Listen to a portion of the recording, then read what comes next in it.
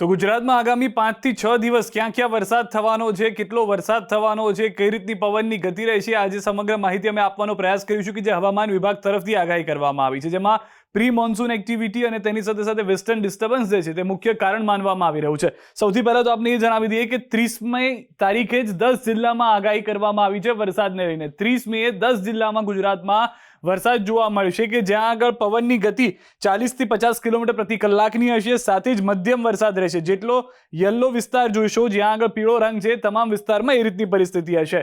હવે આપ જુઓ બનાસકાંઠા, મહેસાણા, સાબરકાંઠા, અરવલ્લી, મહીસાગર, પંચમહાલ, દાહોદ, છોટાઉદેપુર, ઉત્તર ગુજરાતના મોટાભાગના વિસ્તારો કે જ્યાં આગળ 30મી તારીખે વરસાદની શક્યતા છે, પરંતુ તેની સાથે સાથે સૌરાષ્ટ્રનો એક વિસ્તાર જે દરિયા કિનારે આવેલો છે તે ગીર સોમનાથ અને થોડો ઘણો વિસ્તાર દીવનો પણ કે જ્યાં પણ વરસાદ 30મી તારીખે જોવા મળી શકે છે। તો 30મી તારીખે બનાસકાંઠા એટલે કે વાવ થરાદમાં પણ હશે પરિસ્થિતિ વરસાદને લઈને, મહેસાણા, સાબરકાંઠા, અરવલ્લી, મહીસાગર, પંચમહાલ, દાહોદ અને છોટાઉદેપુરમાં હશે।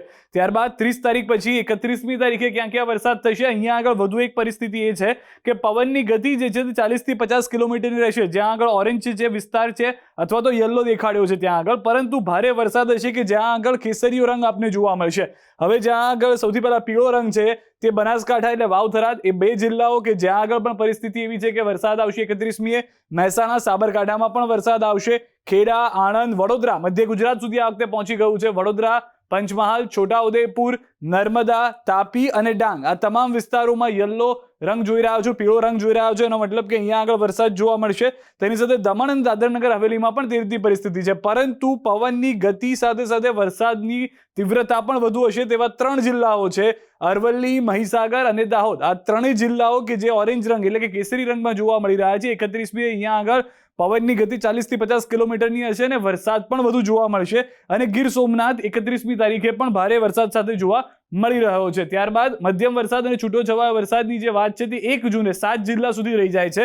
30 અને 31મીએ જે વરસાદ હતો તે 1 જૂને થોડો ઘટી જાય છે, જે મહેસાણા, સાબરકાંઠા, અરવલ્લી, મહીસાગર, દાહોદ, પંચમહાલ અને આણંદ સુધી સીમિત રહી જાય છે। હવામાન વિભાગ તરફથી જે જાણકારી આપવામાં આવી છે તેમાં વેસ્ટર્ન ડિસ્ટર્બન્સ અને પ્રી મોન્સૂન એક્ટિવિટીને મુખ્ય કારણ માનવામાં આવી રહ્યું છે। ત્યારબાદ 2 જૂન કે જાણે ચોમાસું આવી ગયું હોય તેવી પરિસ્થિતિ છે, કારણ કે કુલ 34માંથી 28 જિલ્લા માટે આગાહી કરવામાં આવી છે। 28 જિલ્લાઓ કયા કયા છે?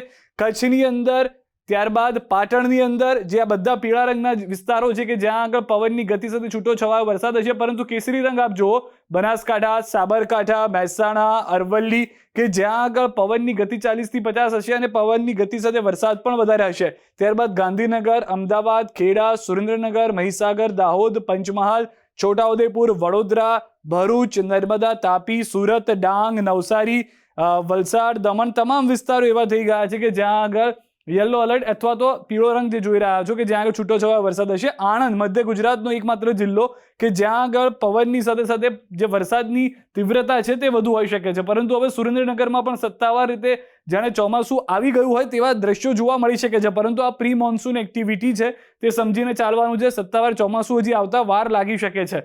સુરેન્દ્રનગર, બોટાદ, ભાવનગર, અમરેલી, ગીર સોમનાથ, દીવ આ વિસ્તારમાં પણ 2 જૂને સારો એવો વરસાદ જોવા મળી શકે છે, હવામાન વિભાગ તરફથી જે જણાવવામાં આવ્યું છે। ત્યારબાદ 3જી જૂને આપ જોશો તો 3જી જૂને પણ મોટાભાગના જિલ્લાઓ 29 જિલ્લા, જે 28 જિલ્લા હતા તે વધીને હવે 29 જિલ્લાઓ થઈ ગયા છે। હવે મોરબી, જામનગર, દેવભૂમિ દ્વારકા, પોરબંદર અને જુનાગઢ, સૌરાષ્ટ્રના આટલા જિલ્લાને છોડીને સમગ્ર ગુજરાતમાં વરસાદ હોઈ શકે છે। આ 4 જિલ્લાઓ એવા છે કે જેમાં વરસાદ નહીં હોય, બાકીના તમામ જિલ્લાઓમાં વરસાદ હોઈ શકે છે। કચ્છ, બનાસકાંઠા, પાટણ, મહેસાણા, સાબરકાંઠા, અરવલ્લી, વાવ થરાદ પણ આવી ગયું, ગાંધીનગર, અમદાવાદ એટલે કે મધ્ય ગુજરાત, સૌરાષ્ટ્રના વિસ્તારો, ઉત્તર ગુજરાત અને દક્ષિણ ગુજરાતના વિસ્તારોમાં વરસાદ હશે। અને 4 જૂને પણ તેવી જ પરિસ્થિતિ છે। 4 જૂને પણ આપ જોશો તો ખ્યાલ આવશે કે 29 જિલ્લાઓ એવા છે કે જ્યાં આગળ વરસાદની આગાહી કરવામાં આવી છે। કચ્છ, બનાસકાંઠા, પાટણ, મહેસાણા, સાબરકાંઠા, ગાંધીનગર, અરવલ્લી, મહીસાગર, ખેડા, પંચમહાલ, દાહોદ, વડોદરા, છોટાઉદેપુર, ભરૂચ, નર્મદા, સુરત, તાપી, ડાંગ, નવસારી, વલસાડ, દમણ તમામ વિસ્તારો એવા છે। તેની સાથે સાથે સૌરાષ્ટ્રની અંદર પણ યથાવત રહેશે વરસાદ જે છે, મેઘગર્જના સાથે હળવાથી મધ્યમ વરસાદ જોવા મળશે। 4 જિલ્લાઓ 4 જૂને પણ બાકાત છે, મોરબી, જામનગર, દેવભૂમિ દ્વારકા, પોરબંદર અને જુનાગઢ કે જે આ 5 જેટલા જિલ્લાઓ કે જ્યાં આગળ પરિસ્થિતિ એવી હશે, 4 થી 5 જિલ્લાઓ કે જ્યાં આગળ વરસાદ જે છે તે કદાચ જોવા ન મળે અથવા તો ધાર્યા કરતાં પણ ઓછો થાય. પરંતુ આ જે પરિસ્થિતિ છે તેનું મુખ્ય કારણ હજી પણ ચોમાસું નથી, આ પ્રી મોન્સૂન એક્ટિવિટી છે. પ્રી મોન્સૂન એક્ટિવિટીની સાથે વેસ્ટર્ન ડિસ્ટર્બન્સ જે છે તે મુખ્ય કારણ માનવામાં આવી રહ્યું છે. વરસાદને લઈને હવામાન વિભાગ તરફથી અલગ અલગ આગાહી કરવામાં આવી છે, જે પણ અમે આપને જણાવી. પરંતુ આ આગામી 4 થી 5 દિવસ ક્યાં કેટલો વરસાદ અથવા તો કયા કયા વિસ્તારમાં વરસાદ રહી શકે છે પવન સાથે, તેની માહિતી અમે આપી છે.